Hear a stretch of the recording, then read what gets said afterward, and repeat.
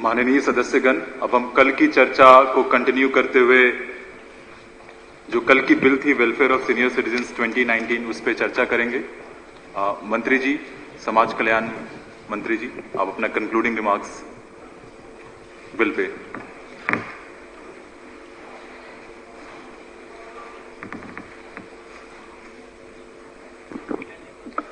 धन्यवाद अध्यक्ष महोदय कि इतने महत्वपूर्ण बिल पर जो कल मैंने इस संसद में पेश किया था उस बिल पर आज चर्चा प्रारंभ हुई है और मैं चाहूंगा कि ये महत्वपूर्ण बिल को सर्वसम्मति से पास किया जाए, पक्ष और विपक्ष ना देखें, क्योंकि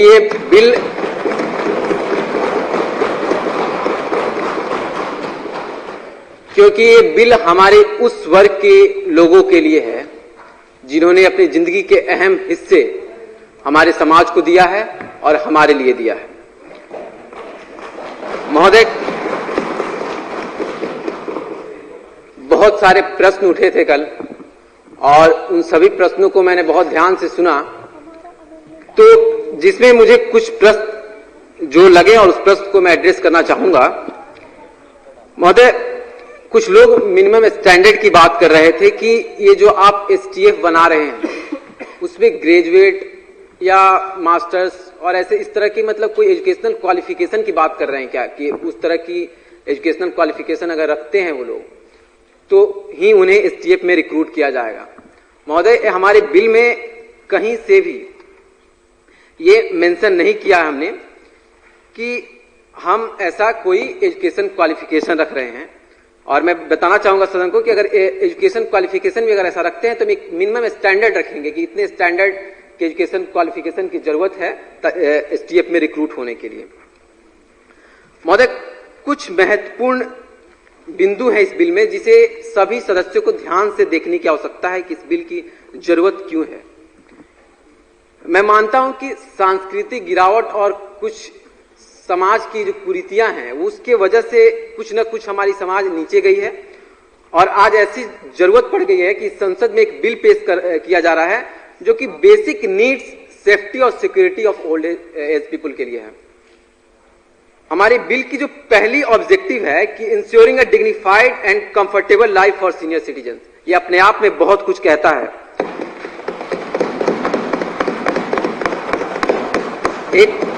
एक उम्र का वो हिस्सा जिसमें काफी केयर और मेंटेनेंस की जरूरत होती है, इसलिए हम इस बिल को पेश कर रहे हैं और इसलिए इस बिल की पहली ऑब्जेक्टिव हम डिग्निफाइड और कंफर्टेबल लाइफ इंश्योर करने के लिए रख रहे हैं। महोदय, आगे बढ़ते हुए हमारे साथी सदस्य रितेश ने एक बात कही थी, रितेश जी ने बात कही थी कि पेंशन में काफी दिक्कत होता है, अथॉरिटी जो होता है उसका कार्य करने की जो प्रक्रिया है वो काफी लेट लतीफी होती है और जिसके वजह से काफी दिक्कत का सामना करना पड़ता है ओल्ड एज पीपल को। तो जो हमारा सेक्शन 1 का क्लॉज बी है वो साफ साफ ये कहता है कि जो इंडिविजुअल्स होंगे उनके अकाउंट में हर मंथ के 30वें तारीख को ये मंथली पेंशन ट्रांसफर कर दी जाएगी। तो बीच की जो अथॉरिटी है इस अथॉरिटी को हम खत्म करने की बात कर रहे हैं, डायरेक्ट बेनिफिट ट्रांसफर की बात कर रहे हैं।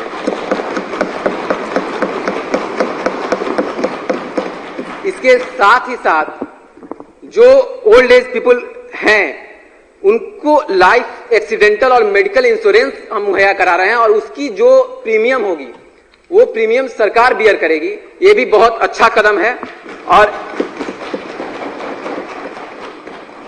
और हम ऐसा देखते हैं कि जब 60 वर्ष से ज्यादा उम्र के जो लोग होते हैं उनको काफी बीमारियां होती हैं और इसके लिए हमारी सरकार काफी बातचीत की और सरकार इस बात की जिम्मेवारी ली कि हमें और हेल्थ केयर सेंटर्स खोलने होंगे ताकि हम इन लोगों की प्रॉब्लम को सॉल्व कर सकें। और इसलिए हम लोग free treatment of chronic, terminal and degenerative disease in लोगों के लिए ला रहे हैं।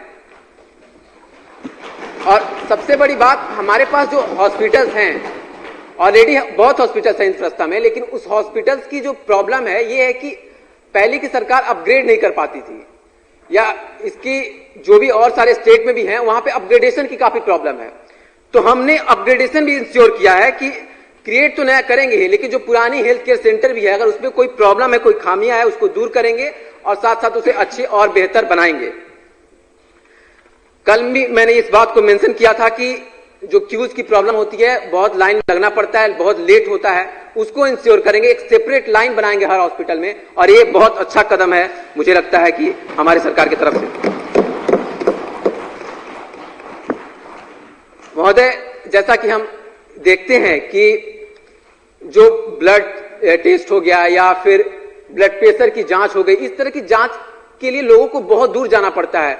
हम इसके लिए उन्हें फ्री पैरामेडिकल सर्विसेज इंश्योर करा रहे हैं, और ये बहुत बेहतरीन कदम है, क्योंकि हमें रेगुलर चेकअप की आवश्यकता होती है। उस उम्र में ब्लड प्रेशर क्या है, उनकी ब्लड टेस्ट क्या है, इन सब की रेगुलर जांच की आवश्यकता होती है, और इसलिए हमें लगता है कि ये बहुत बेहतर कदम है।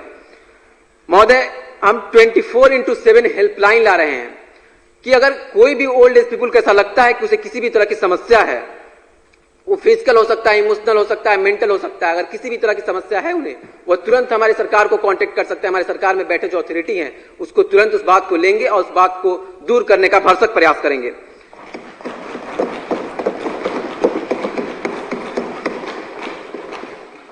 महोदय, बजट एलोकेशन के लिए किसी ने क्वेश्चन उठाया था कि ट्रांसपेरेंसी क्या होगी। महोदय, मैं इंश्योर कर दूं कि मैंने कल भी कहा था कि हमारी जो पहली बजट थी उसमें हम 600 करोड़ रुपया दे रहे थे सोशल वेलफेयर डिपार्टमेंट को, लेकिन अभी हम उसे 1000 करोड़ किए हैं, और इसकी बढ़ोतरी के साथ ही साथ हम जो इस बिल में और भी पैसे देंगे और भी काम जो करने होंगे वो सारे करेंगे।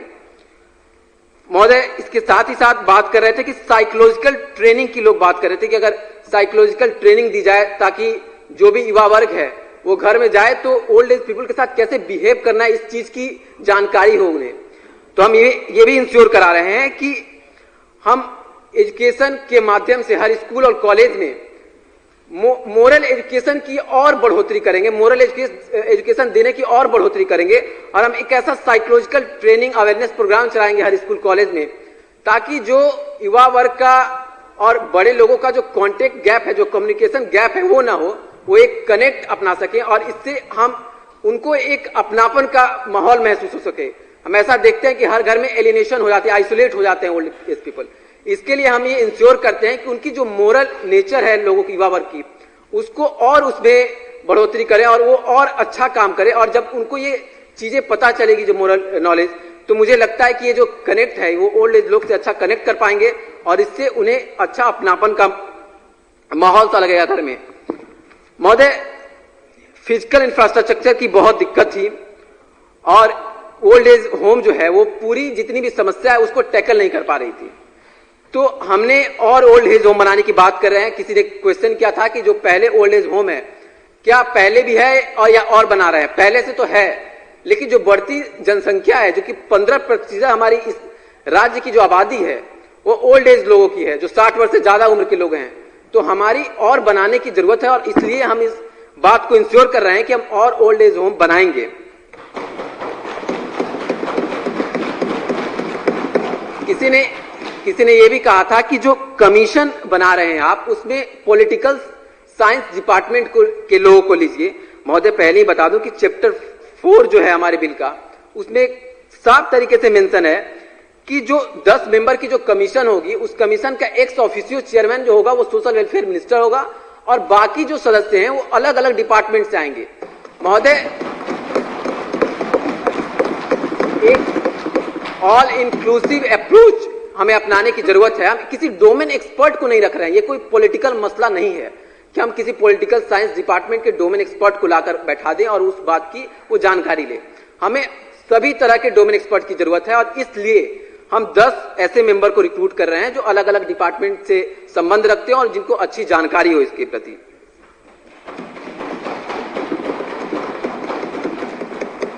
महोदय, जैसे कि हमारी गवर्नर एड्रेस में साफ मेंशन था कि हमारी जो गवर्नमेंट की एजेंडा है वो टॉप है कि हम जो वरिष्ठ जन हैं उनको कैसे बेहतर और डिग्निफाइड लाइफ दे सके। तो जितनी भी बात मैंने कही, जितनी भी बिल कि जो जो महत्वपूर्ण बिंदुएं हैं उस बिंदुओं के माध्यम से मैं ये बताना चाहूंगा सदन को कि काफी महत्वपूर्ण बिल है और इस बिल की जितने भी सेक्शन है वो अपने आप में बहुत ही महत्वपूर्ण है, क्योंकि कहीं ना कहीं जीवन के हर उनकी जो जरूरतें हैं उस जरूरतें से वो कहीं ना कहीं संबंध रखते हैं और इसलिए हमें ये आवश्यक हो जाता है कि हम उन सभी बिंदुओं पर चर्चा करें और उस बिंदुओं को ध्यान में रखते हुए इस बिल को सर्वसम्मति से पास कराने की प्रयास करें।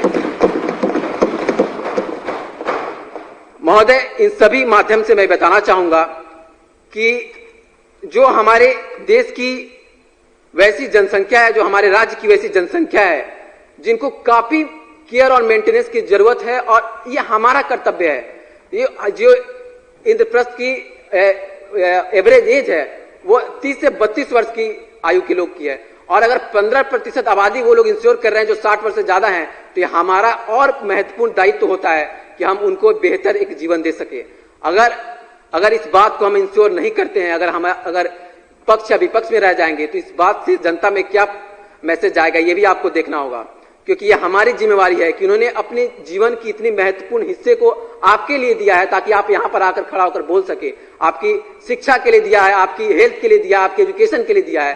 तो अब हमें आवश्यक हो जाता है कि जीवन की उस हिस्से में जब उन्हें एक आराम और एक बेहतर सा जीवन जीने का मौका है तो हम उन्हें वो अवसर प्रदान करें और सर्वसम्मति से इस बिल को पास कराने का प्रयास करें। धन्यवाद।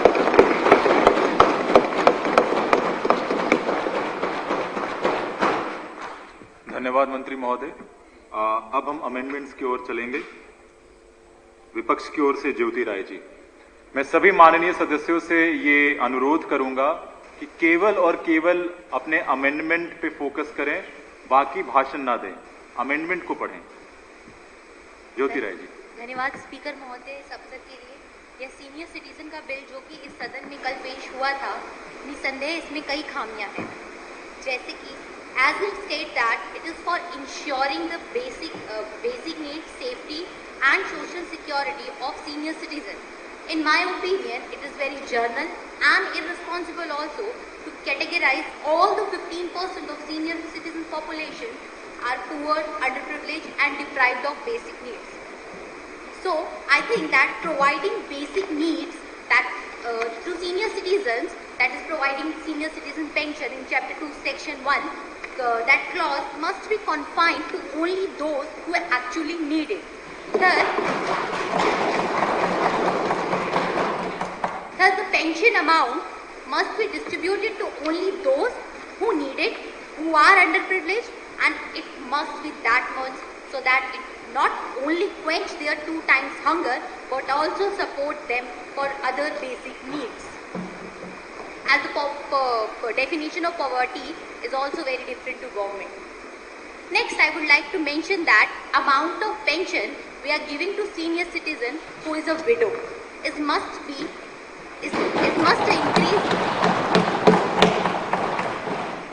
increase amount as they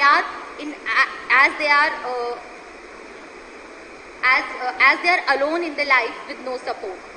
Secondly, there must be a slab of age in giving the amount of pension. Like senior citizens between 60 to 70 and 70 to 80 have different needs and different types of support. Secondly, as it is stated in the clause that pension shall be transferred to individual account. So I will suggest to issue a debit card for the same so that dignified can use that money easily, as banking processes are quite cumbersome in this age, as we are talking about smart governance.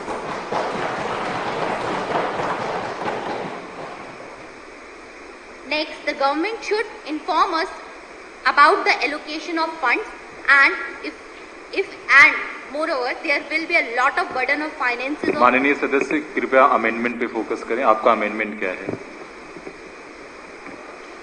Okay, so with this I rest my case. मंत्री जी, क्या आप ये amendment स्वीकार करते हैं? महोदय, जिन्होंने ये जो अमेंडमेंट पेश कर रही हैं, ये अमेंडमेंट मैं इसलिए स्वीकार नहीं करूंगा कि इसकी जो भी बातें हैं इनकी, ये बातें कहीं ना कहीं हमारी सरकार से ज्यादा जिम्मेवारी उस अथॉरिटी की है। जैसे ये बात कर रही थी कि इशू ऑफ डेबिट कार्ड, जब मैं ये कह रहा हूं कि इंडिविजुअल्स अकाउंट में पैसे ट्रांसफर किए जाएंगे तो वहां पे इंडिविजुअल्स के जो अकाउंट होंगे और हम इंडस्ट्रियल रिवॉल्यूशन 4.0 के युग में रह रहे हैं, तो वहां पे डेबिट कार्ड इशू होना ये बैंक का काम है। ये ऑलरेडी इस बात को, और जो अकाउंट है इंडिविजुअल का उसका डेबिट कार्ड होगा, इसमें अमेंडमेंट और इसको बिल में लाने की क्या जरूरत है, मैं ये नहीं समझ पा रहा हूं, इसलिए अमेंडमेंट अस्वीकार। धन्यवाद।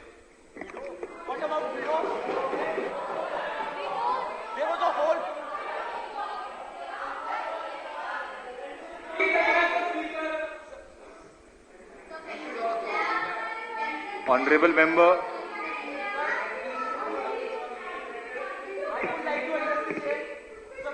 ऑनरेबल मेंबर, अभी अमेंडमेंट पे वोटिंग भी होगी, आप प्लीज शांति बनाए रखें। अभी अमेंडमेंट सदन के सामने है, जो सदस्य इस अमेंडमेंट के पक्ष में है वो हाँ कहें, जो इसके विरोध में है वो ना कहें। ना पक्ष जीता, ना पक्ष जीता, ना पक्ष जीता।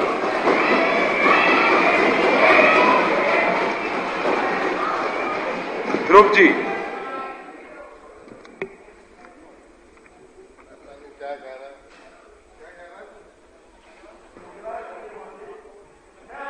पूरे सदन के सामने एक बात स्पष्ट करना चाहता हूं, ये गवर्नमेंट हमें अंधेरे में रख रही है। ये जो अपनी सारी चीजें गिरवा रही है। ध्रुव जी, अमेंडमेंट पे फोकस करें, समय काफी कम है। चैप्टर के सेक्शन में पेंशन स्कीम है वो एकदम फेक है, क्योंकि अभी हमारे माननीय फाइनेंस मिनिस्टर ने भी कहा था कि जो स्कीम पहले से चल रही है उसको दोबारा क्यों लाया जाए, उसको दोबारा क्यों लाया जाए, उसके एक्स्ट्रा क्यों दिया जाए। ध्रुव जी, अमेंडमेंट पे फोकस करें, आप अपना अमेंडमेंट पढ़ें। सेंट्रल गवर्नमेंट, हमारी सेंट्रल गवर्नमेंट बहुत सी स्कीमें निकाल चुकी है कि जैसे प्रधानमंत्री वया Vandana Yojana, senior citizen saving scheme, Indira Gandhi national old age pension scheme, ऐसी 9 योजनाएं हैं पहले ही है, तो फिर आपकी गवर्नमेंट द्वारा क्यों ला रही है। आपने सोशल वेलफेयर मिनिस्टर नहीं कहा था कि हम। ध्रुव जी, अमेंडमेंट पे फोकस करें, आपका अमेंडमेंट क्या है? यही सेंट्रल गवर्नमेंट स्कीम ला रही है। जी बिल्कुल, धन्यवाद। मंत्री जी, मंत्री जी, जी, अमेंडमेंट पे फोकस करें। ध्रुव जी, अमेंडमेंट हो गया, आपने अमेंडमेंट पढ़ लिया? नहीं, आप बस अमेंडमेंट का समय है, आप अपना अमेंडमेंट पढ़ें।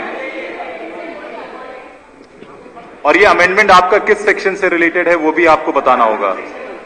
मैं सभी माननीय सदस्यों से अनुरोध करूंगा, जब वो अमेंडमेंट मूव कर रहे हैं तो सेक्शन के साथ बोलें। हमारे देश में, हमारे प्रदेश में 37.5 lakh percentage 37.5 lakh old age senior citizen है। हम मानेंगे 7.5 लाख में ही कोई जरूरत है इसकी। 1 लाख से नीचे आते हैं, श्री अमूल गुप्ता की वजह से मैंने कल कहा था, और उनको 2000 रुपये मिल रहे हैं। ध्रुव जी, ये भाषण का वक्त नहीं है, हम लोग अमेंडमेंट। यही है आगे, यही बता रहे हैं।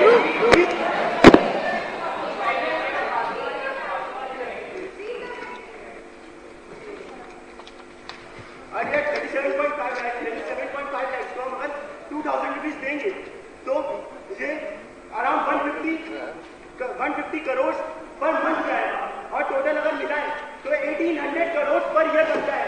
और ये सरकार के है, ये पूरे बजट के इक्वल है। तो आप बताइए कहां से पैसा लाएंगे? ये 1500 करोड़ से 1800 करोड़। ध्रुव जी, आपका अमेंडमेंट क्या है? माननीय सदस्य कृपया शांति बनाए रखें।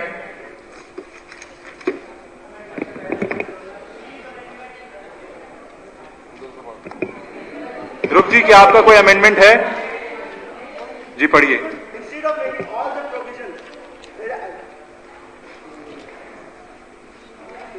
हमें अभी मिले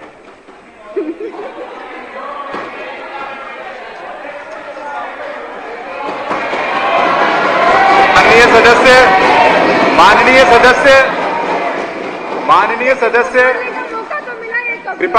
कृपया सदन की गरिमा बनाए रखें।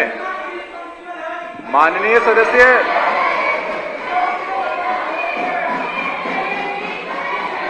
निकिता टेनिस जोसेफ जी, निकिता टेनिस जोसेफ जी, माननीय सदस्य,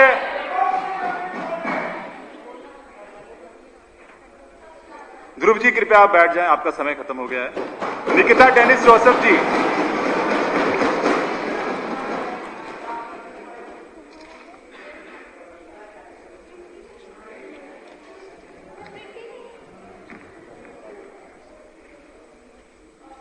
जिस सेक्शन के साथ अपने अमेंडमेंट को पढ़ें। Please refer to Chapter 2, Section 5. The amendment that we want to make is that we want to provide more clarity to the first clause under Section 5 and delete the second clause and add something else. So I'm going to read out the first clause. Create recreational and health fitness centers at local levels for recreational purposes, catering exclusively to senior citizens of government old age homes after issuing membership cards for these services. Because we don't think that these services need to be provided to all old age citizens, right? And secondly, to incentivize private health fitness centers to subsidize membership fee for senior citizens by waiving off taxes for those memberships. The second clause we wish to delete because we don't think that recreational things being a luxury is something that needs to come within the ambit of a government to provide, right? Because we want to provide more basic necessities such as good medical facilities, subsidized pharmaceutical products, etc. And we don't think that it's important to, send them to vacations. The second clause would be to arrange regular visits to old age homes run by government and non-government organizations by students of primary and secondary schools run by government. मंत्री जी।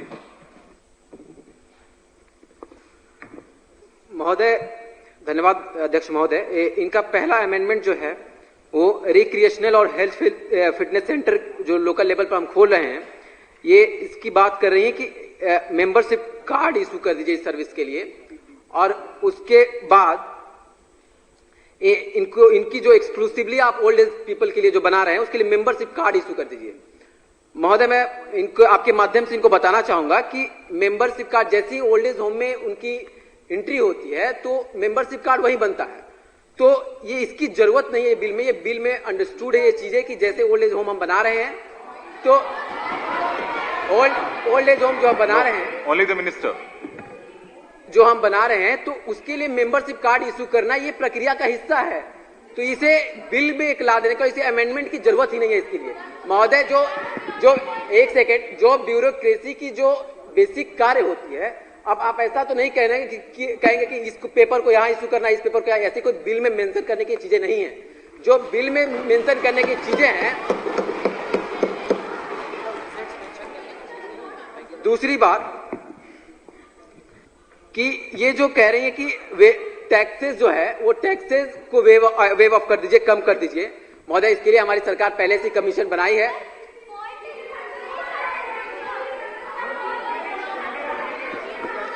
जो माननीय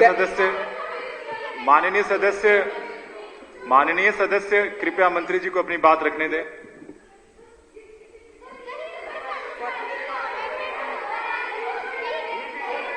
मंत्री जी अपनी बात conclude करें।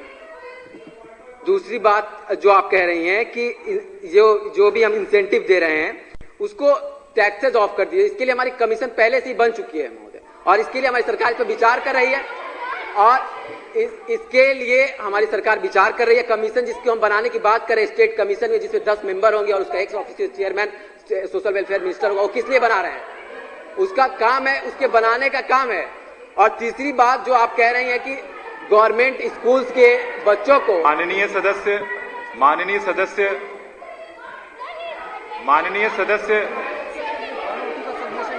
सदस्य कृपया मंत्री जी को अपनी बात खत्म करने का मौका दें।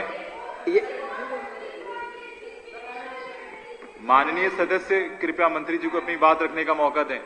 नहीं, जो गवर्नमेंट स्कूल के बच्चों के द्वारा आप ये कह रहे हैं कि जो भी गवर्नमेंट और नॉन गवर्नमेंट ऑर्गेनाइजेशन के द्वारा जो भी ओल्ड एज होम चलाई जा रही है उसमें उनको रेगुलर विजिट कराने की स्कीम लाई जाए।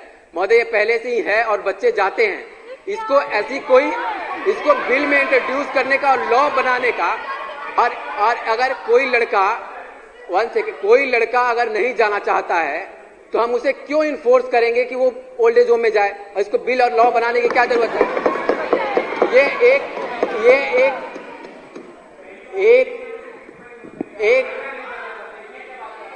कोई भी बच्चा, माननीय कोई सदस्य, स्कूल का विद्यार्थी माननीय सदस्य, कि अगर नहीं जाना चाहता है माननीय तो क्यों सदस्य, enforce करेंगे?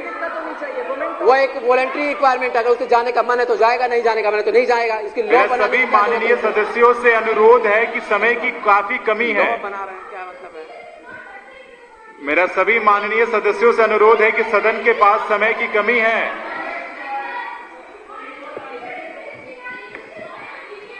अब यह अमेंडमेंट सदन के सामने है। जो सदस्य इस अमेंडमेंट के पक्ष में है वो हाँ कहें, जो इसके विरोध में है वो ना कहें। ना पक्षीता, ना पक्षीता, ना पक्षीता।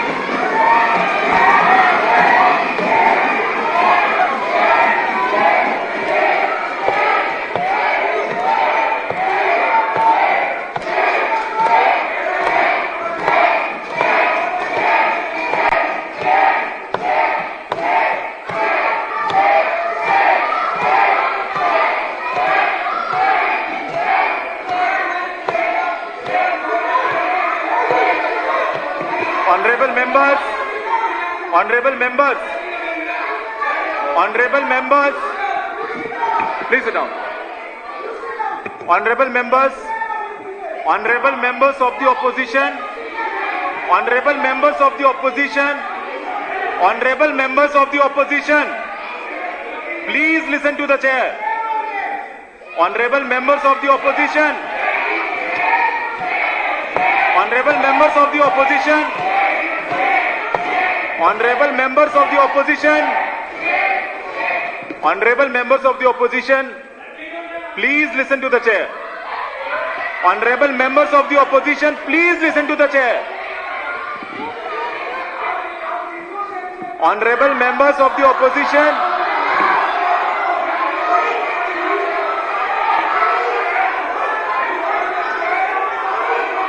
honorable members, honorable members, honorable members, honorable members, honorable members,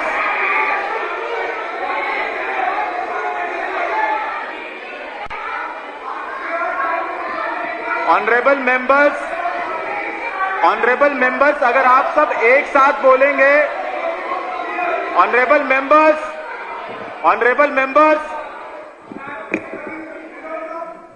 honorable members, अगर आप सब एक साथ बोलेंगे तो कोई एक दूसरे को सुन नहीं पाएंगे। अगर आपका कोई पॉइंट ऑफ ऑर्डर है, कोई ऑब्जेक्शन है, तो एक एक करके बोले। सदन के पास समय की कमी है। मेरा सभी अपोजिशन के माननीय सदस्यों से अनुरोध है, honourable members, you all are regulated by the procedures of the house, please respect that fact. मेरा सभी ऑनरेबल अपोजिशन के सदस्यों से अनुरोध है कि हालांकि आप लोगों ने नोटिस नहीं दिया था, अमेंडमेंट्स का नोटिस चेयर तक नहीं पहुंचा था, फिर भी honourable members, honourable members, honourable members, आपका नोटिस ऑफिस तक नहीं आया था, फिर भी अपोजिशन को अलाउ किया जा रहा amendment. Please be respectful of that fact and please maintain the decorum in the house.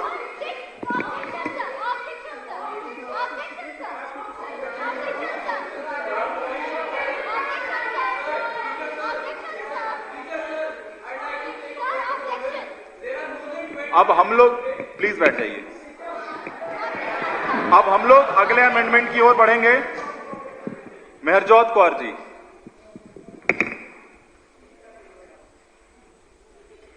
Chapter 2 section 1 chapter 4 से साफ होता है कैसे इंद्रप्रस्थ लोकतंत्र पार्टी लोकतंत्र का निकद्र बेकदरी करती है।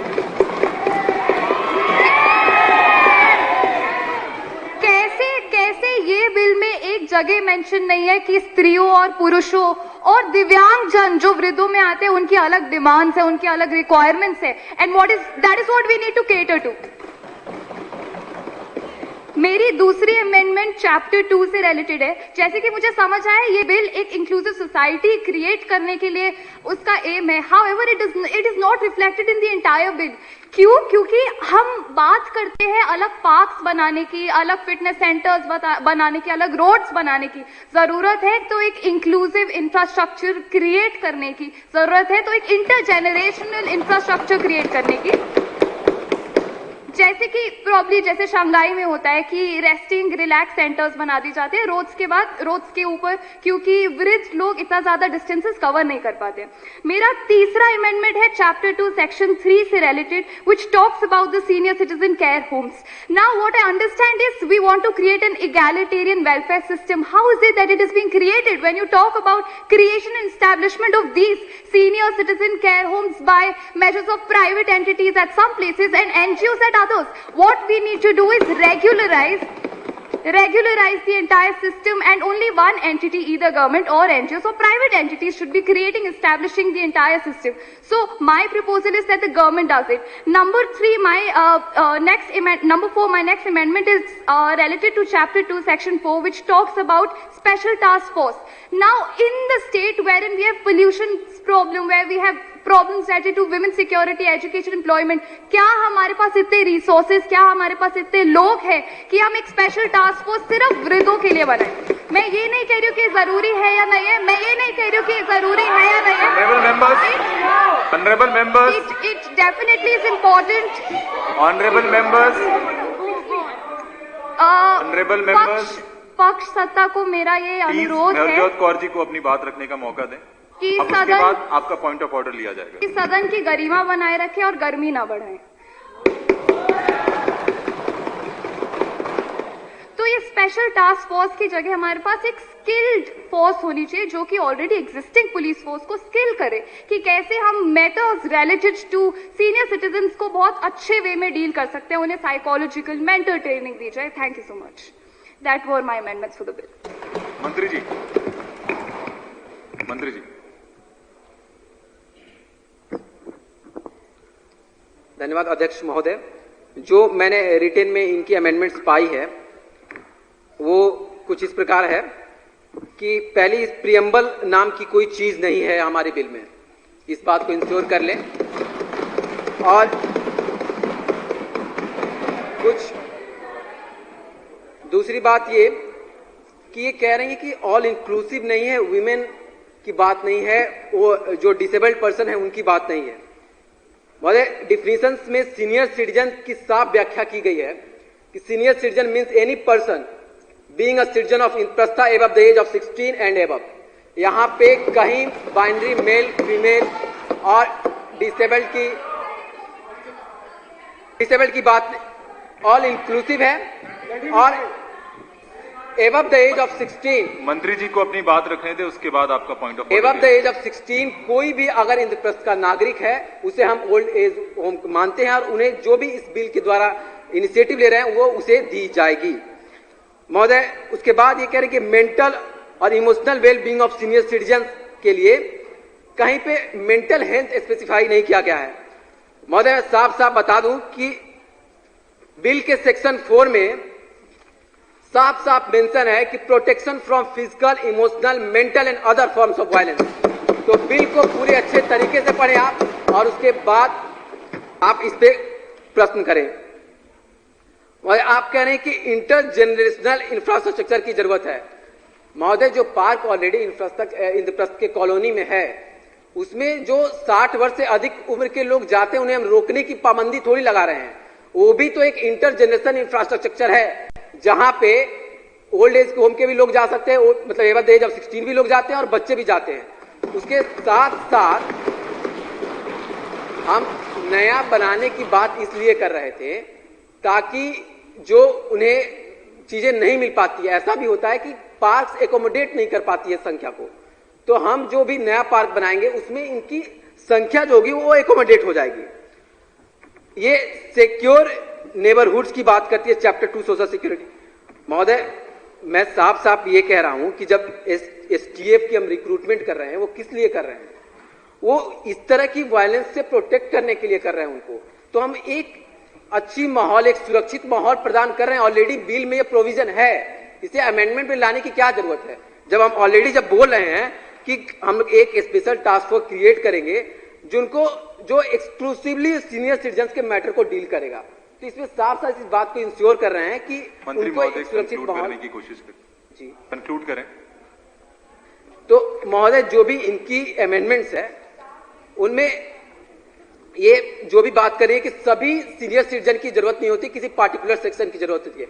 महोदय, हम घर में घुस घुस के प्राइवेसी को भंग करके ये नहीं देख सकते हैं कि इनकम ग्रुप के जो लोग हैं उनको ये प्रॉब्लम नहीं है, जो दूसरे इनकम ग्रुप के लोग हैं उन्हें प्रॉब्लम है। महोदय, जो ओल्ड एज होम के ओल्ड एज पीपल हैं जो 60 वर्ष से ज्यादा हैं, वो हर जगह उन्हें कहीं ना कहीं प्रॉब्लम है, इसलिए हम ये ऑल इंक्लूसिव अप्रोच अपना रहे हैं। धन्यवाद।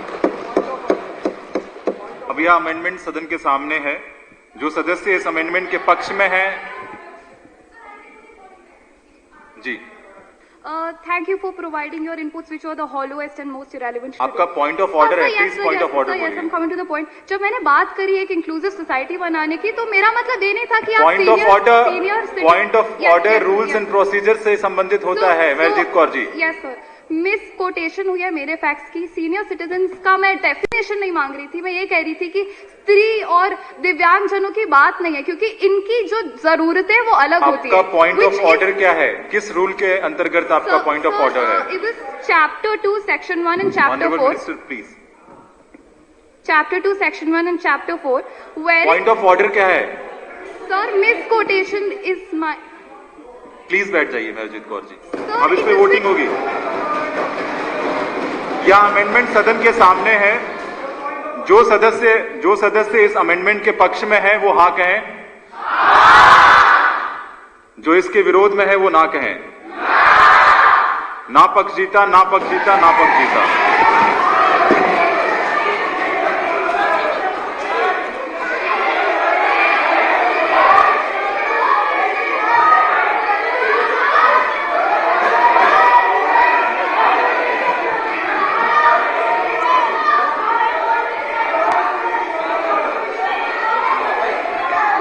Honorable members, honorable members, honorable members, honorable members, honorable members, honorable members, please अपने सीट पे जाएं। honorable members, प्लीज अपने सीट पे जाएं। Honorable members, honorable members, please अपने सीट पे जाएं।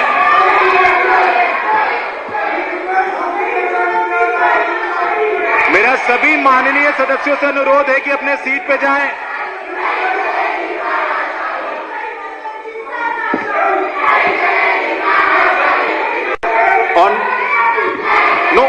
On your seat. If you have a point of order, go on your seat. Honorable members, please go back to your seat. Honorable members, please go back to your seat. Honorable members, please sit down. Honorable members, please sit down. Honorable members, please sit down. Honorable members, please go back to your seat. Honorable members, please go back to your seat.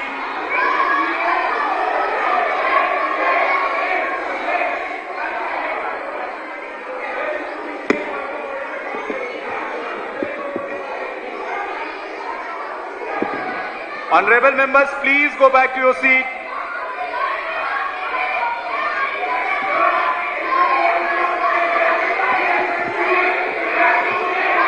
Honorable members, please go back to your seat. You are not setting a good example. Please go back to your seat. Please sit down.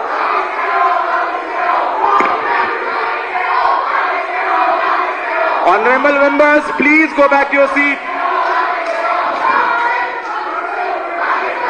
Please go back to your seat. Please go to your seat. Until unless you will not go back to your seat, I can't take your point of order.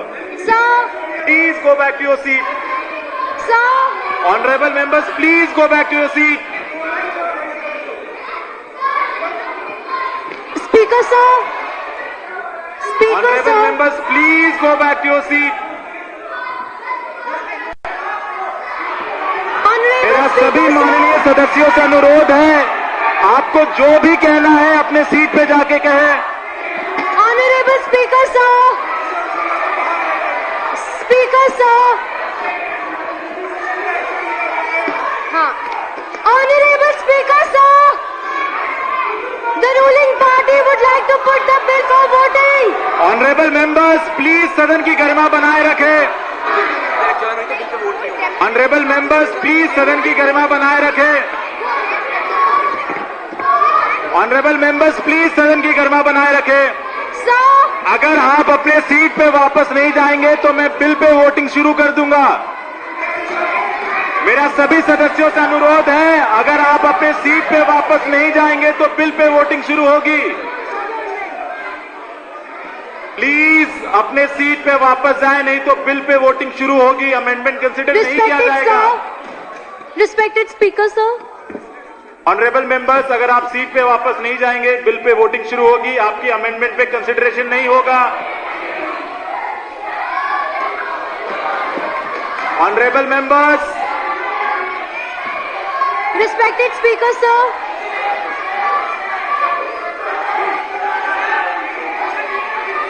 respected Speaker sir,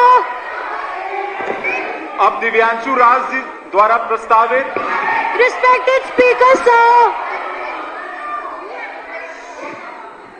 respected Speaker sir, we would like to put the bill to immediate voting.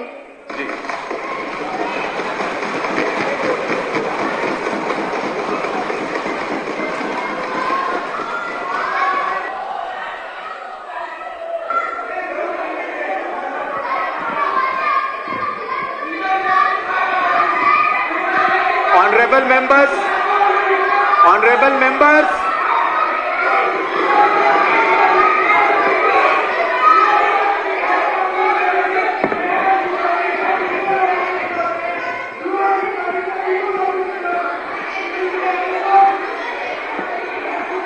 Marshals, marshals, जो सदस्य आगे well में आ रहे हैं उनको बाहर करें.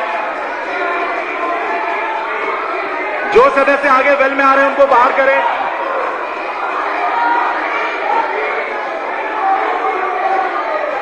मेरा मार्शल से अनुरोध है, जो सदस्य आगे वेल में आ रहे हैं उनको बाहर करें.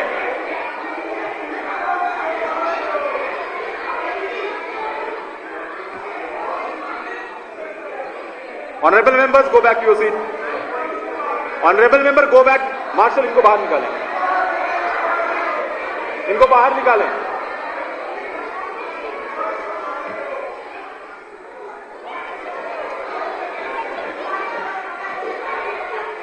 Yes.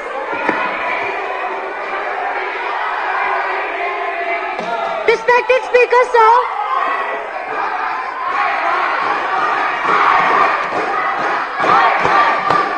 respected Speaker sir, Honorable members, you are being watched. Honorable members, पूरे इंद्रप्रस्थ की जनता आपको देख रही है. respected Speaker sir, Honorable members, पूरे इंद्रप्रस्थ की जनता आपको देख रही है. कृपया सदन की गरिमा बनाए रखें. respected Speaker sir,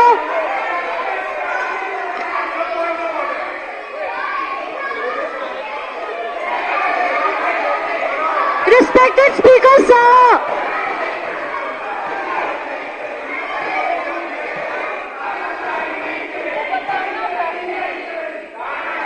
मैं मार्शल से रिक्वेस्ट करूंगा, वेल में आए सभी मेंबर्स को बाहर करें.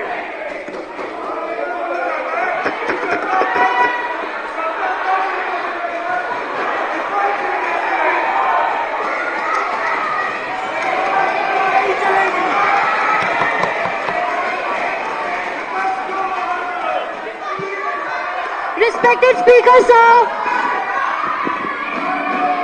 Please maintain decorum in the house. Please maintain decorum in the house. आपके पास डेमोक्रेटिक प्रोसीजर्स हैं अपना ऑब्जेक्शन रेज करने के लिए। मेंबर्स एलओपी, ऑनरेबल एलओपी, मैं आपसे रिक्वेस्ट करूंगा प्लीज अपने मेंबर्स को समझाएं, उनके पास डेमोक्रेटिक प्रोसेस है अपना ऑब्जेक्शन दर्ज करने के लिए। Respected Speaker, sir. पूरे इंद्रप्रस्थ की जनता आपको देख रही है। आपने आपने आपने आपने एक बहुत गलत एग्जाम्पल सेट किया है आज। Shame! Shame! Shame! Shame! Shame! Shame! Shame! Shame! मैं दोनों पक्षों से अनुरोध करूंगा, विनती करूंगा, कृपया सदन की गरिमा बनाए रखें। मैं दोनों पक्षों से अनुरोध करता हूं। एक बहुत ही सेंसिबल विषय पे चर्चा हो रही थी, आपके अमेंडमेंट्स को कंसीडर किया जा रहा था। आपने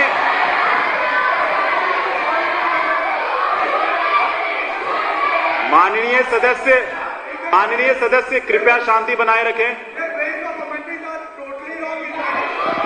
माननीय सदस्य, Respected Speaker, sir, if I may make my point. माननीय सदस्य,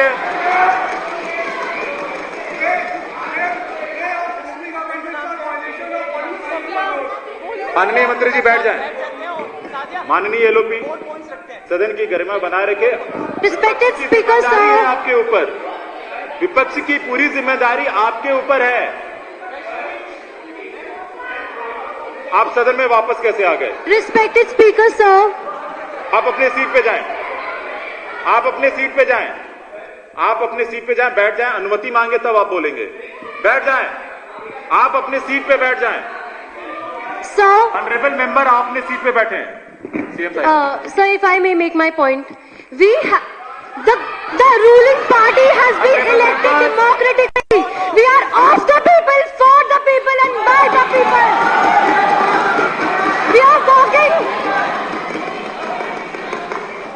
We are working for the betterment of the people. Had that not been the case, this bill would not have been in the House.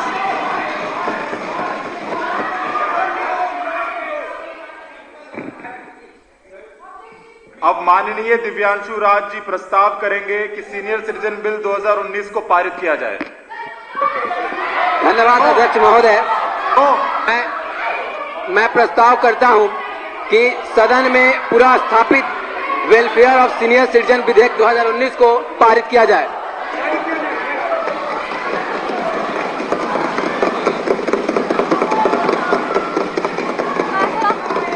क्या प्रस्ताव सदन के सामने है? जो इसके पक्ष में है वो हाँ, जो इसके विरोध में है ना कहे। हाँ पक्ष जीता, हाँ पक्ष जीता, हाँ पक्ष जीता। विधेयक पारित हुआ।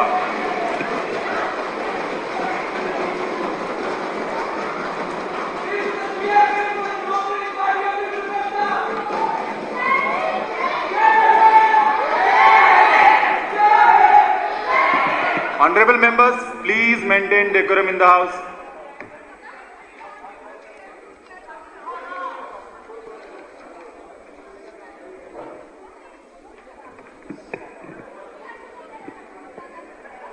अब मैं माननीय सीएम साहिबा से अनुरोध करूंगा कि वो कंक्लूडिंग रिमार्क्स दें। Sir, मेरे concluding remarks में I wanted to address the opposition and the independent members as well. And sir, the DCM would like to address before me.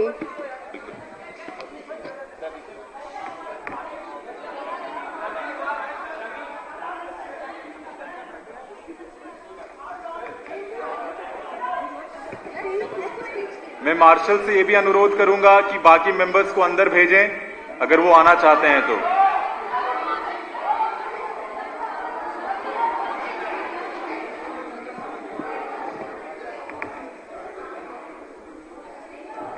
अगर कोई माननीय सदस्य कोई अपना विचार रखना चाहते हैं, कुछ बोलना चाहते हैं, ये आखिरी सेशन है इंद्रप्रस्थ विधानसभा के इस सेशन का। अगर विचार रखना चाहते हैं जिन्हें बोलने का मौका नहीं मिला पिछले 2 दिनों के अंदर, अगर कोई ऐसे सदस्य हैं 30 से 40 सेकंड में अपना विचार रखें। जी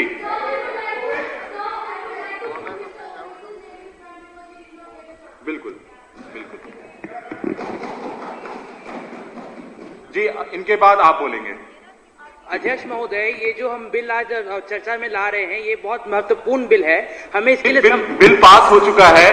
आप और किसी विषय पे बोलना चाहते हैं, अपना विचार रखना चाहते हैं, पिछले 2 दिन में जो गतिविधियां हुई हैं? अध्यक्ष महोदय, मैं इस बिल के इसके माध्यम से वही बात करना चाह रहा था। अब मैं 2 दिन में जो परिचर्चा हुई है उसको 1 मिनट के भीतर अपनी बात कंक्लूड करते हुए मैं कहना चाहूंगा कि हम यहाँ पे जो कुछ भी कर रहे हैं वो हमें हमारे संविधान के द्वारा जो निर्देशक दिए गए उसके अंतर्गत कर रहे हैं। हमारे संविधान का जो प्रियम्बल है वो कहता है, we the people of India having solemnly resolved to constitute India into a sovereign socialist secular democratic republic, और सोशलिज्म हमारी पार्टी का एजेंडा है।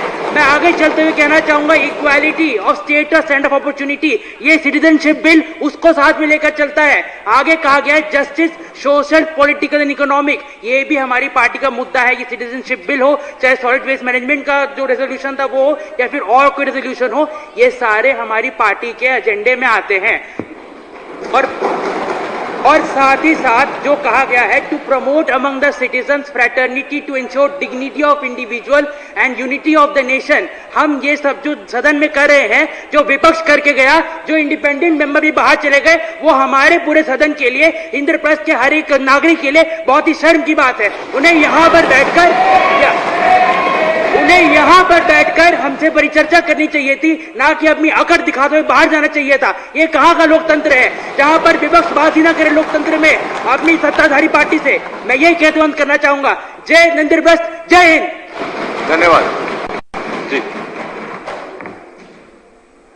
Thank you very much, Honorable Speaker. I think this will be the proud moment for senior citizens that we are the first assembly in our entire country that's going and that has passed the full-fledged basic needs and safety to our senior citizen bill.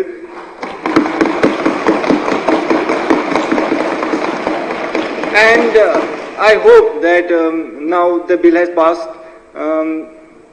We have passed this bill and no one of the senior citizen would feel that like being a 15% of the total population of this state, we are being neglected. I guarantee it to everyone that in our government, under the leadership of our CM, no section of our society will be neglected, be it 15% of the population or 5%.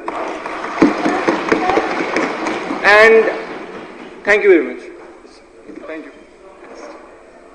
जी आप जी। Thank you so much, Honorable Speaker Sir, for giving me chance to speak. वैसे तो सारे points cover हो चुके हैं and I am really thankful and proud feeling to say that कि हमारे सारे मिनिस्टर्स मिलकर सारे सेक्शंस को लेकर, सारे सोसाइटी को लेकर सब लेवल पर उन्होंने वर्क किया है और एफिशिएंटली उसे मैनेज किया है और अपनी बात को अच्छे तरीके से एक्सप्रेस भी किया है। और आज इसका नतीजा ये है कि हमारा सीनियर वेलफेयर सिटीजन बिल लागू भी हो चुका है। मैं सिर्फ कुछ लाइनों में अपनी बात खत्म करना चाहूंगी। इस जग में जितने मुद्दे नहीं उतने सुलझाने की ताकत है। तानों के शोर में भी रहकर हमें सच कहने की आदत है। Thank you so much sir. Gitanjali ji, केवल 1 मिनट लेना चाहूंगी। वैसे तो ये बात मैं विपक्ष के सामने कहना चाहती थी, लेकिन मुझे नहीं लगता कि विपक्ष में सदन की गरिमा को बनाए रखने का इतना वो है कि वो यहाँ वापस आएंगे।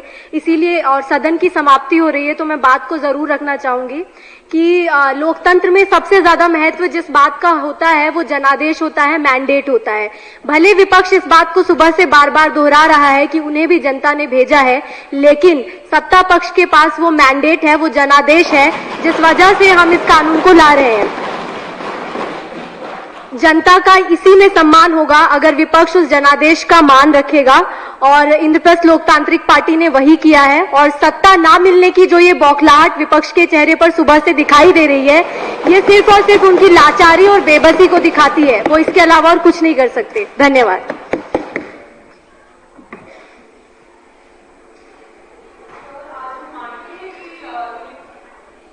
आज हम मानते हैं कि रूलिंग पार्टी को जनता ने ही पार में लाए हैं, हम भी जनता की वोट्स की वजह से इधर बैठे हैं, बट रूलिंग पार्टी को रियलाइज करने की जरूरत है कि वो सत्ता की जिस नशे में इतना घुम ना जाए कि वो ये ना भूल जाए कि कब वो डेमोक्रेसी से डिक्टेटरशिप में जा रहे हैं।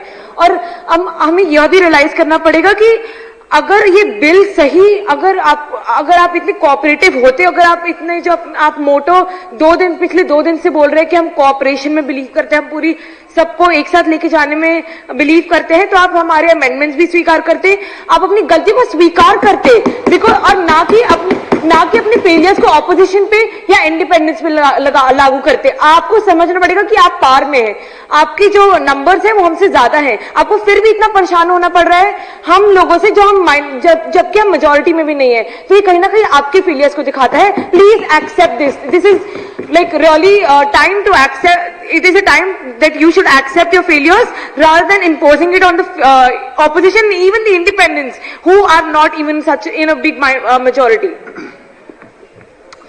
मेरी गुजारिश यही है सभी माननीय सदस्यों से, हम ईमानदारी से चलेंगे। जिन्होंने नहीं बोला है पिछले 2 दिनों में, वो कृपया वही अपना हाथ उठाएं। जी सदस्य।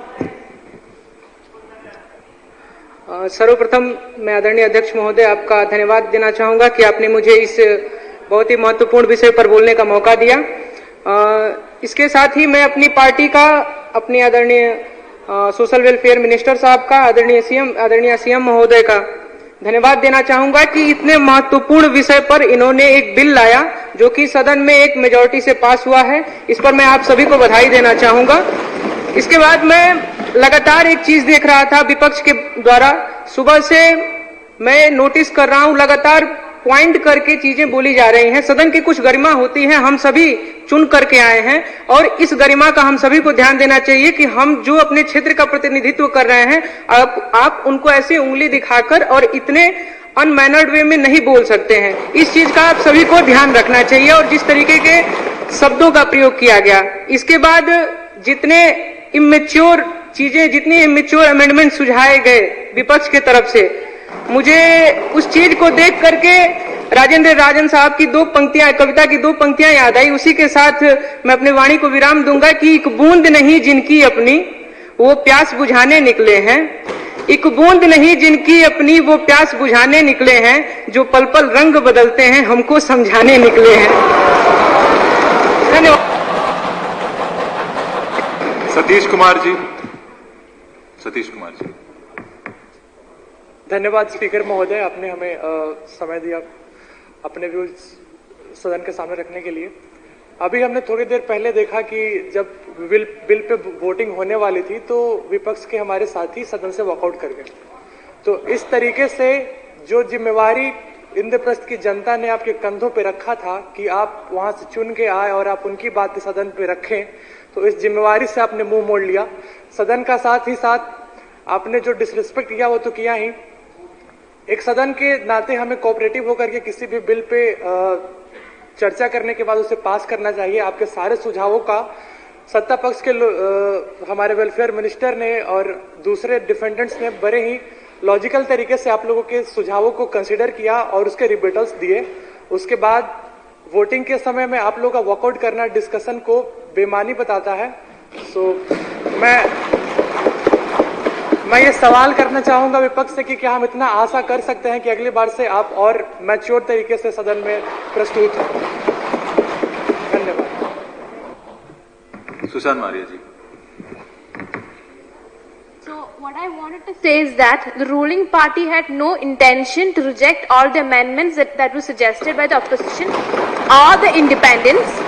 We came with a consensus that we would be accepting if the amendments were good enough and it was required for the people.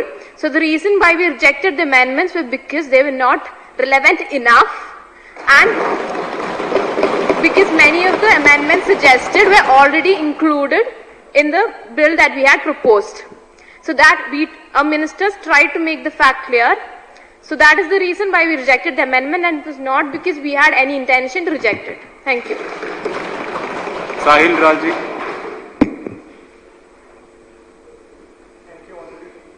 Honorary Speaker, I would just like to present my suggestion, though the bill has been passed, but if you would not have had partial hearing to our amendments, we could have had a better bill. साहिल जी, अभी हम bill pay चर्चा नहीं कर रहे हैं। 2 दिन की गतिविधियों के ऊपर अगर आपकी कोई राय है, ये कंक्लूडिंग सेशन है, वो रखें आप। Just within 30 seconds, I'd like to conclude. Instead of a queue, if we could have sitting area for our senior citizens, so they would not have to wait standing in the same queue with other senior citizens with communicable diseases, it could have been better. If instead of the home to, sir, this is important. साहिल जी, जब amendment पे चर्चा हो रही थी, आपका पक्ष walkout कर गया। अभी आपको ओवरऑल पूरे सेशन पे, सर, ओवरऑल पूरे सेशन पे कोई राय रखनी है, प्लीज रखिए। Okay, sir, if this is not accepted in the bill, obviously, but I hope for the consideration in the revision of the bill. Can I suggest? आप आधे minute में अपनी बात खत्म कीजिए। Yes, sir. First was the queues. Second, instead, there is no regular checkup for chronic diseases. See, for trying to diagnose a chronic disease, you would have to first had a regular checkup every 3 months or 6 months. So finally, we can have a data that the senior citizen has a chronic disease. We cannot wait till the 4th stage of cancer and then we can give them free treatment. Third, Sahil ji, honorable members. Speaker has given me the choice to speak and I am speaking. Honorable member, please respect the chair. And Sahil ji, conclude कीजिए. Lastly, if we could have nurses for domiciliary treatment, it would increase employment and healthcare. Thank you. मैं माननीय सदस्यों से फिर से गुजारिश कर रहा हूं, जिनको पिछले 2 दिन की कार्रवाई में बोलने का मौका ना मिला है, वही अपना हाथ उठाएं।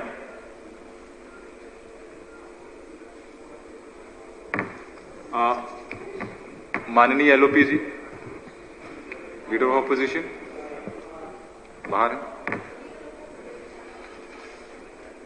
डिप्टी सीएम महोदय जी, प्लीज 1 मिनट में अपनी बात रखें। So the first point that I would like to raise over here is, then what is the point of having an opposition when you're not ready to accept the amendments proposed by them? We thought that there would be a consensus. Yesterday also 3 bills were passed, 1 bill and 2 resolutions were there. One was proposed by us, which was rejected. We did not protest against those, against the bill and the resolution. But today, when we are trying to bring something productive, our amendments are not being accepted by them. They should have appreciated our effort for bringing out the amendments, for bringing out the discrepancies in the act which has been proposed by them. When they talk about that they want that they are for the people, by the people and of the people, then they should respect the voices of the other persons, the opposites and the independents as well. We are not over here to fight with them. We are here so that we can work together for the betterment of a society. But over here, we don't see something like that coming from their side. धन्यवाद जी।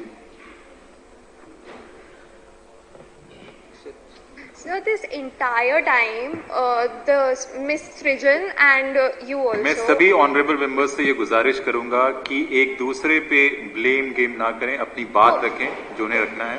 I'm just going to address them. The amendments proposed by you, we were ready to accept them, but the point was that the amendments you proposed were already there in the bill. Okay, there was no point on adding anything which was already there. You were making us add the same thing. Psychological, where is it? Yeah. psychological health fitness centers, they are already mentioned in the bill. You check it, you read it, you haven't read the bill properly. How can you say that we are not accepting your amendments? You were not clever enough to bring out some productive amendments that were not here. Thank you, sir. माननीय LOP महोदय। अध्यक्ष महोदय जी, आपका concluding speech पिछले 2 दिन के कार्रवाई के लिए अगर आप कुछ बोलना चाहें। Is it a vote of thanks sir? जी, आपका आखिरी स्पीच है ये। ऑनरेबल मेंबर्स, आपने सदन की कार्रवाई काफी टाइम तक व्यतीत की है, अब ये आखिरी सेशन चल रहा है, प्लीज कोऑपरेट। अब हमारे पास समय की काफी कमी है। जी, आप बोल चुके हैं कल। मेरी गुजारिश यही है कि कृपया लीडर ऑफ अपोजिशन को बोलने दें। अध्यक्ष महोदय, क्या ये वोट ऑफ थैंक्स वाला सेक्शन है? जी, ये आखिरी, हाँ, आपकी आखिरी स्पीच है ये। आपके आखिरी विचार जो है वो आप रख सकते हैं सदन के सामने। Honourable members, honourable members, honourable members. अध्यक्ष महोदय, मैं धन्यवाद करता हूं, आपने मुझे ये अवसर दिया और आपके माध्यम से इस सदन में बैठे हुए सभी दिल्ली यूथ पार्लियामेंट में और इंद्रप्रस्थ विधानसभा में बैठे सभी विधायकों का हार्दिक आभार प्रकट करता हूं कि इस 2 दिन के सदन में हमने अपने सत्ता पक्ष ने अपनी जिम्मेदारी और विपक्ष ने अपनी जिम्मेदारी रखते हुए प्रदेश के बेहतर हित के लिए ये काम करा।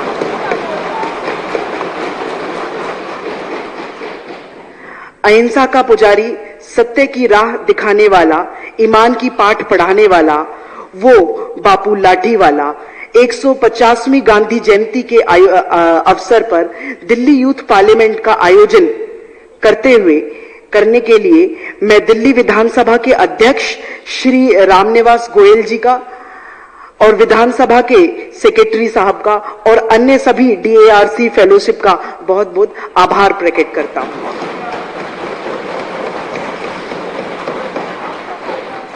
आज इस 2 दिवसीय कार्यक्रम में, इस 2 दिवसीय इंद्रप्रस्थ असेंबली में सत्ता पक्ष और विपक्ष दोनों ने अपनी पार्टी आइडियोलॉजी से, चाहे प्रदेश के फाइनेंस सेक्टर की बात हो, प्रदेश के एजुकेशन सेक्टर की बात हो, प्रदेश की आर्थिक व्यवस्था के साथ साथ सामाजिक व्यवस्था के साथ ही साथ लॉ ऑर्डर की बात हो, विपक्ष ने पूरी तरीके से सदन को चलाने में सत्ता पक्ष की मदद और साथ ही साथ निभाया है। मैं आज ये मुझे ये कहते हुए काफी दुख भी हो रहा है और ये अजीब ही विडंबना है कि सत्ता पक्ष ने बिल्कुल असलियत की तरह ही विपक्ष को नकार दिया, जबकि विपक्ष के निरंतर प्रयास से विपक्ष एक अच्छे कदमों के साथ, अच्छे सुझावों के साथ और साथ ही साथ इंडिपेंडेंट के सुझावों के साथ विपक्ष ने मिलकर सत्ता को एक बेहतर सुझाव देने की कोशिश करी। पर विडंबना यह है और दुख होता है, आज मुझे इस सदन में खड़ा होकर दुख होता है मुझे विपक्ष के नेता होते हुए कहते हुए कि सरकार ने विपक्ष के गैर हाजिरी में बिल पास कराकर आज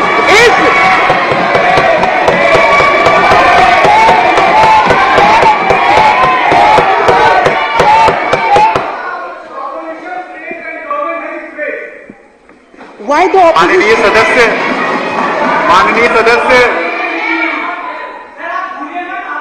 अरे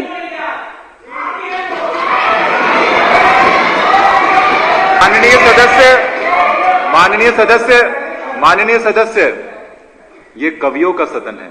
पिछले 2 दिन में आपने काफी कविताएं और शायरियां पढ़ी हैं। जो कवि और शायर होते हैं वो अपने स्वभाव में गुस्सैल नहीं होते हैं, उन्हें गुस्सा नहीं आता है।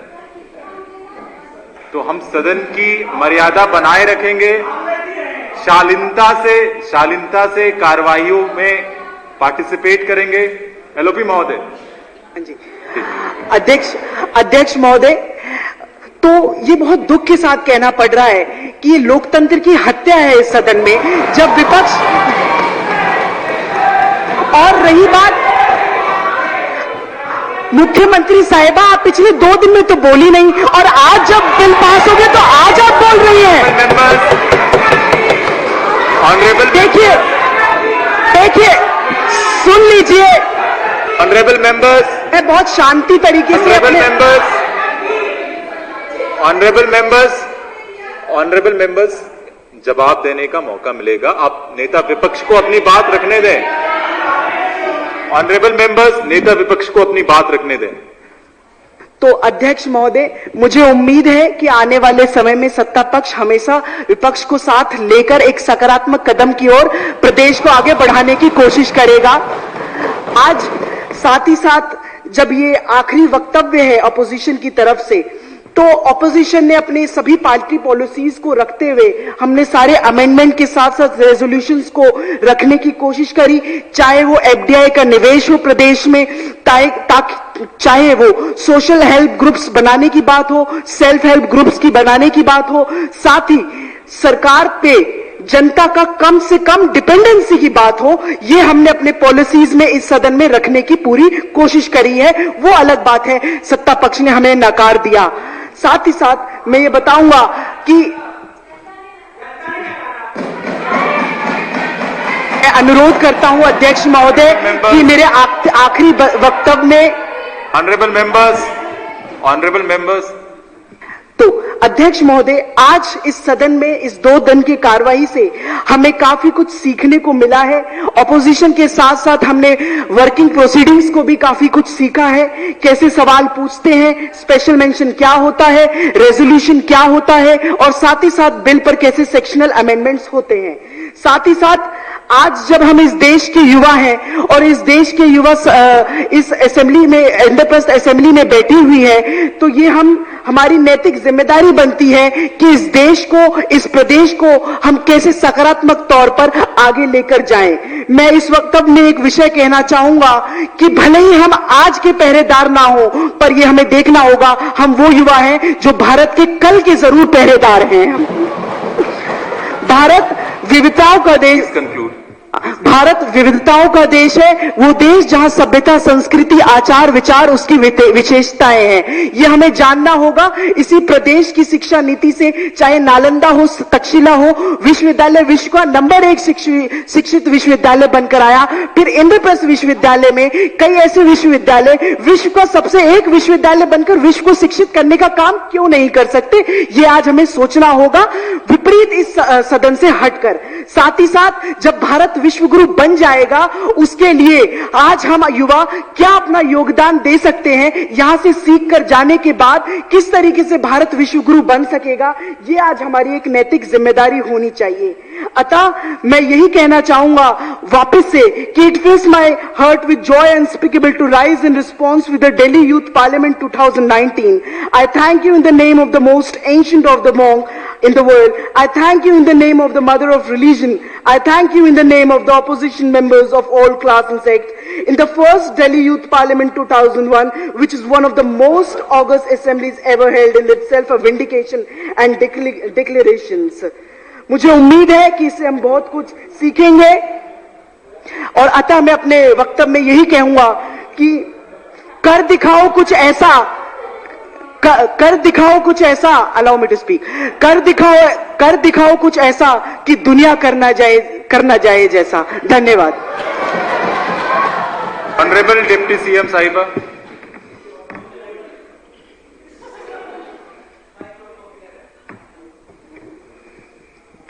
I would like to address certain remarks that were, or I would say, there are certain allegations that were put on the ruling party by the opposition and by the independent party. And before that, I would want to say the kind of behavior today the opposition and the independent party showed today in the parliament, I guess this way people will not be able to even elect you as MLAs, let alone the ruling party.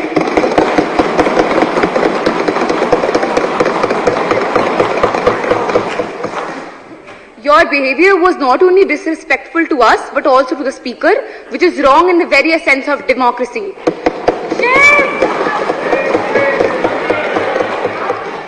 तो अगर लोकतंत्र की हत्या हुई है तो वो आपके वेल में आने से हुई है, आपके नारे लगाने से हुई है,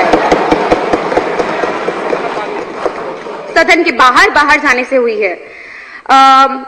Coming forward and addressing certain allegations that were put on to us, and also being the Home Minister and the Law Minister, I would want to conclude certain things. We were questioned today on human rights. Human rights not only of the LGBTQ community and also of the migrants. First of all, I would want to say, when the section 377 was decriminalized, before that the LGBTQ community did not even had the right to come out, and their existence was criminalized. Today they can openly come up and talk about their identity and their sexual orientation. And the members who are at this moment neglecting my statements, I don't think that you're aware, because I'm sure that there are members from the LGBTQ community from among us as well, and from your college as well, and other places wherever you go.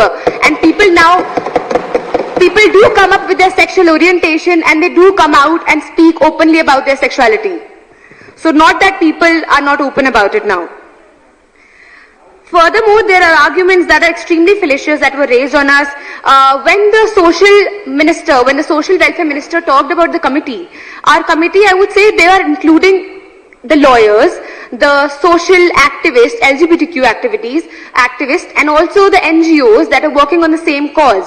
So there is a committee which is handling these issues, and when we say gender sensitization and gender neutrality, I have no clue why the opposition and the independent parties are inherently, automatically assuming that we are only mentioning men and women, because we are not.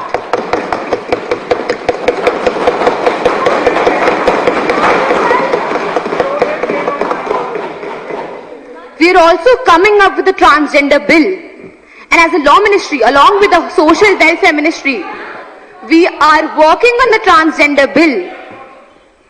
And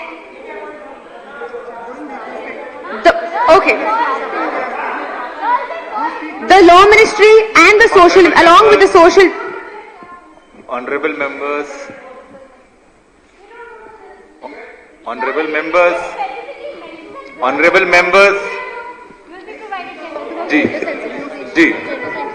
we are also working on anti-discrimination and anti-bullying laws to safeguard the LGBTQ community. To safeguard the community from any sort of verbal, physical and mental harassment, we are getting these, the law ministry is working on anti-bullying laws and anti-discrimination laws.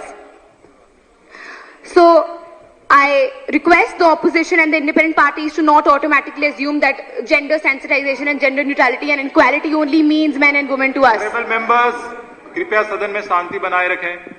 We have a broader view when we talk about gender equality.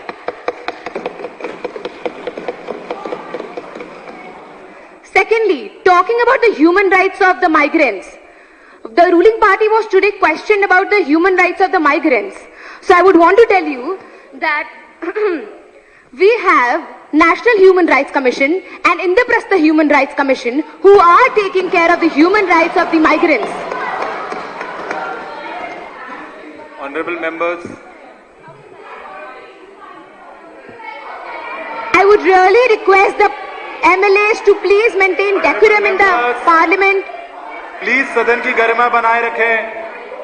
Please सदन की गरिमा बनाए रखें. I would really request to please maintain decorum and not create any more chaos in the parliament. Please, सदन की गरिमा बनाए रखें. Deputy CM महोदया. Yeah, I would continue. The Human Rights Commission and the Indraprastha Human Rights Commission ensures that they provide and the provision of justice is made, and they are provided the justice to violation of any sort of human right that is done against them. Please conclude your speech. We are running short of time. Yes. Further, I would say that it's not like if any Kashmiri migrant today is met with an accident in the state of Indraprastha, he will not be accommodated with it. The government of Indraprastha will provide free healthcare facilities to that person and make sure that the treatment is also done. So when you talk about human, everything is not needed to be given in evidence. We are not only working on a face value, there is also some groundwork that is being done. Honorable members, honorable members, honorable members, honorable members. We consider your allegations baseless at this moment. Yes. I would want to consider your allegations baseless at this point. And moving ahead with the special mentions that were mentioned, talking about the sex ratio, Madam, I would request if you do not interrupt. And please speak if you have the turn to. Honorable member. Honorable Speaker, I would want you to please address this. Honorable member. Honorable member. Honorable member. Please सदन में शांति बनाए रखें.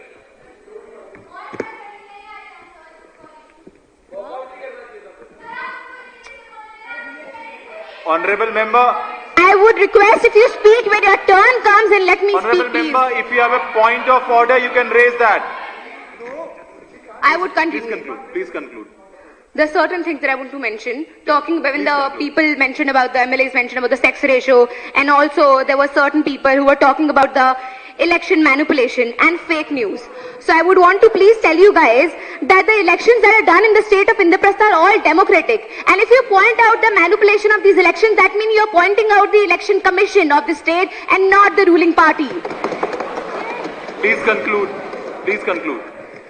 The drug abuse and the other things, the government is working on them. More than 20,000 juveniles have been arrested for illegal supply of drugs. And we have a national drug policy as well. And we are making sure we encourage the youth to understand these things and make sure to not indulge in drug abuse. I would want to say that the government of Indraprastha has worked really hard. CM's time. Has worked really hard. I would want you to, if not, you can appreciate, then please adjust and accommodate here and not create any more chaos. Thank you. CM Sahiba.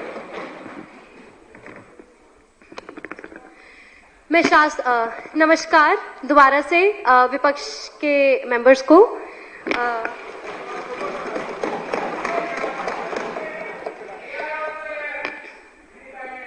विपक्ष and independence आप सबको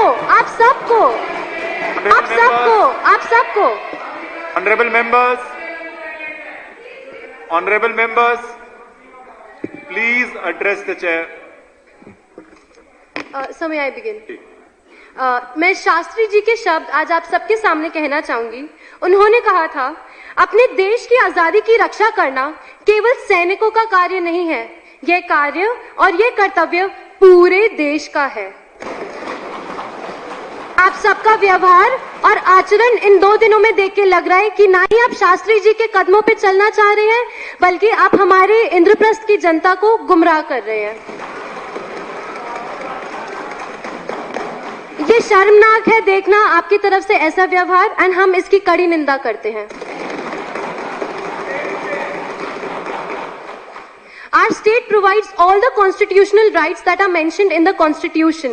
That is a fact. So if you want to protest, आप हमारे protest venues use करिए. We also have a Jantar Mantar like the Delhi does. Why don't you go there? आपको well में आने की क्या जरूरत है? This is a holy place. You need to understand that. We are sitting in the birthplace, the cradle of Indian politics. We cannot act insensitive. We have to keep this in our minds, and our actions, these are being thought upon, these are being reflected, and people are assessing us.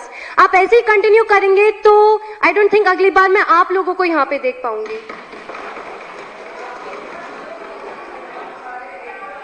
मैं आज कुछ issues को address करना चाहूंगी जो पिछले time में question our और स्पेशल मेंशन में रेज किए गए हैं. मैं काफी लोगों की तारीफ करना चाहूंगी, जिसमें से हमारे ऑपोजिशन के साहब है सीट नंबर 93. उन्होंने जो हमारे सामने प्रोडक्टिव एक्शंस रखे such as renewable energy and E waste machines, we appreciate them whole heartedly. We are not an authoritarian regime, we are a democracy. Along with the opposition, we take into consideration and appreciate the actions of all the independents and the views they have presented.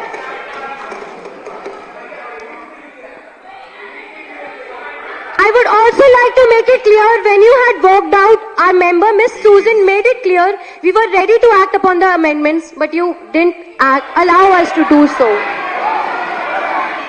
Honorable members, Moving on, I would like to last appreciate. speech. Please cooperate. Moving on, I would like to appreciate the efforts and the initiatives brought by the ruling party members, such as Mr. Siddharth, who brought out the idea of the peace program. The peace program not only promotes the Gandhian ideology, but also works for the welfare and betterment of the society. I request all of you, irrespective of your parties, to think about our children and not about your seats. Let us have a round of applause for that suggestion that was given ahead.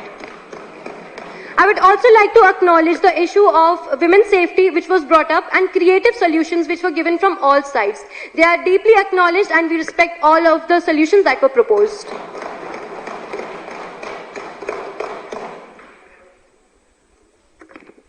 कुछ और points जिनके बारे में कल discussion हुआ, जैसे population, pollution and migration, मैं उनका भी आज जिक्र करना चाहूंगी.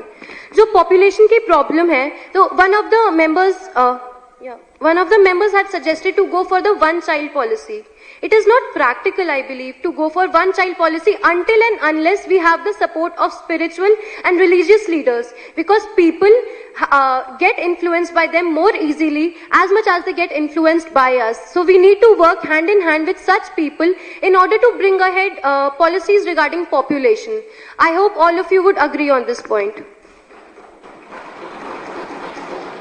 Talking about the issue of pollution, as it was raised by Mr. Ayush Pandey, we are planning and the work is underway for creation of an similar model, just like the Eastern Peripheral Expressway that runs in the country. That would not only tackle the problem of pollution, but it would also help development in various spheres.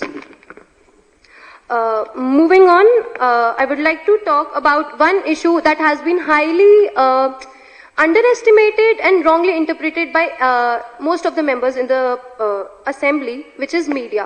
Media लोकतंत्र का चौथा स्तंभ है. ये हम सबको respect करना चाहिए, ये हम सबको एक्नॉलेज करना चाहिए.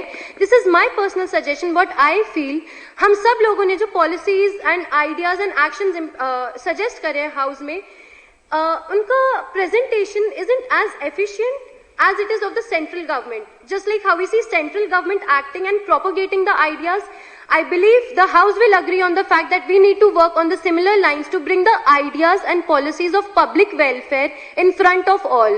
Because at the end of the day, we are sitting here for public welfare and nothing else.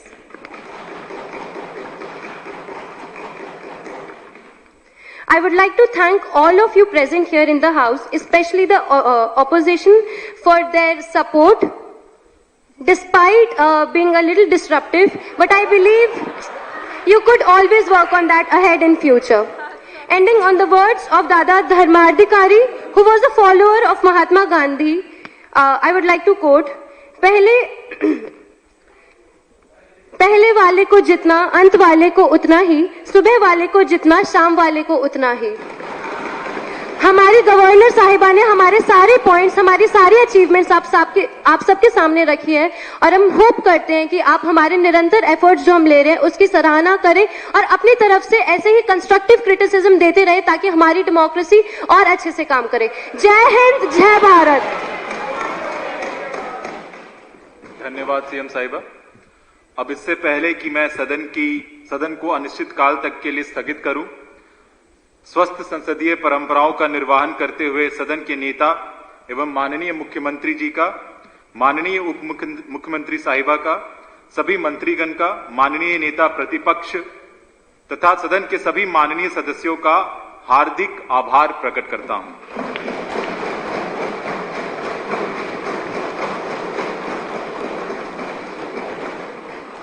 इसके अलावा विधानसभा सचिव तथा सचिवालय के समस्त अधिकारियों एवं कर्मचारियों के साथ साथ इंद्रप्रस्थ सरकार के मुख्य सचिव व उनके समस्त अधिकारियों, पुलिस, खुफिया एजेंसियों, एनसीसी बटालियन तथा लोक निर्माण विभाग के सिविल, इलेक्ट्रिकल एवं हॉर्टिकल्चर डिवीजन, अग्निशमन विभाग आदि द्वारा सत्र के दौरान किए गए सराहनीय कार्य के लिए भी उनका धन्यवाद करता हूं. विधानसभा की कार्रवाई को मीडिया के माध्यम से जन जन तक पहुंचाने में अहम भूमिका निभाने वाले सभी पत्रकार साथियों का भी मैं हार्दिक धन्यवाद करता हूं तथा मैं दिल्ली विधानसभा के सचिव श्री सी वेलुमुरुगन जी का तथा सभी दिल्ली विधानसभा के सभी अधिकारीगण और कर्मचारियों को हार्दिक धन्यवाद पेश करना चाहूंगा कि उन्होंने हमें हर समय दिल्ली यूथ पार्लियामेंट के एग्जीक्यूशन में और ऑर्गेनाइजेशन में हर संभव गाइडेंस और सपोर्ट दिया। इसके अतिरिक्त मैं DARC के समस्त मेरे प्यारे फेलोज द्वारा किए गए सराहनीय कार्य के लिए भी उनका धन्यवाद करता हूं।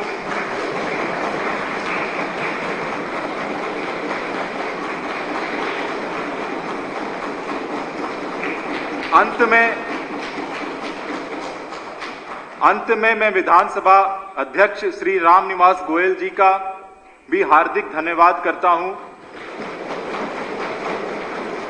कि उन्होंने हम युवाओं को सदन की कार्रवाई में भाग लेने का अवसर दिया, जिसके कारण हम सभी युवाओं का मनोबल काफी बढ़ा है। अब मैं माननीय सदस्यों से अनुरोध करूंगा कि वो राष्ट्रगान के लिए खड़े हों।